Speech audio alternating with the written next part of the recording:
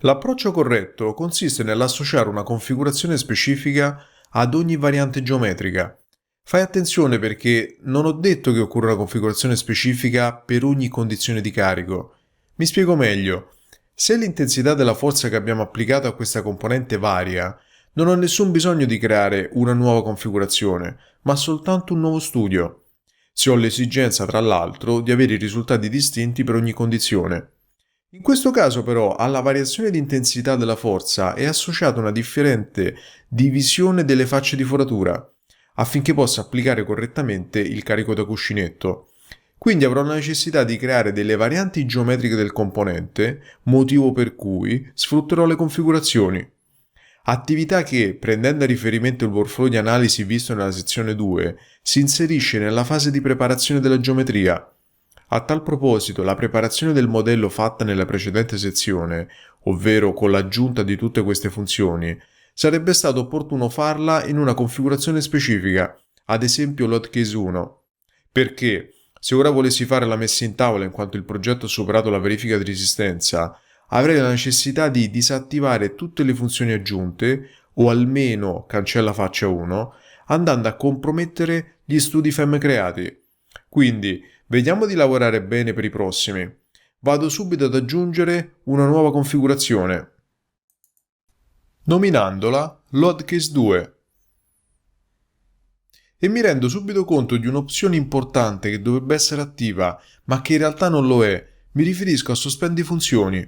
Cosa significa? Che mettendo il segno di spunta, SolidWorks automaticamente sospende tutte le funzioni che sono state create nelle altre configurazioni, così da non interferire con questa e compromettere il modello.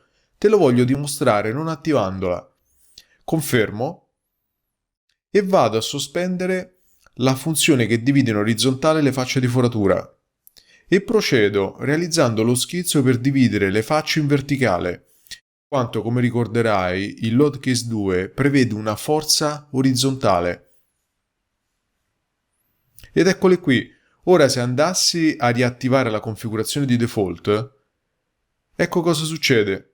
SolidWorks mi restituisce un errore che si riferisce allo schizzo e funzione appena creati. Come vedi, queste nuove operazioni hanno interferito corrompendo l'albero. E siamo stati fortunati che non ha interferito anche sullo studio FEM, ma non è sempre così, pertanto bisogna prestare molta attenzione. Ora ricarico il modello per ripartire da capo e questa volta vado subito a modificare le proprietà della configurazione di default, attivando sospendi funzioni. Lo faccio per due motivi. Quello più ovvio è dovuto al fatto che non voglio compromettere questa configurazione come abbiamo appena visto. Il secondo, meno ovvio, è che attivando subito questa opzione nella prima configurazione dell'albero, tutte le nuove configurazioni che andremo a creare avranno già questa opzione attiva. E te lo dimostro subito. Creo una nuova configurazione, Loadcase 2, e come puoi vedere è già attiva. Confermo e vado subito a sospendere linea di divisione 1. E come fatto in precedenza, aggiungo uno schizzo con linea verticale e vado a dividere le facce della foratura. Eccole qui. Andiamo a verificare la corretta ricostruzione dell'albero passando alla configurazione di default. E come puoi vedere adesso non abbiamo nessun errore e la funzione aggiunta, il Loadcase 2, è sospesa, come è giusto che sia. A questo punto direi che possiamo procedere con la realizzazione delle altre due configurazioni.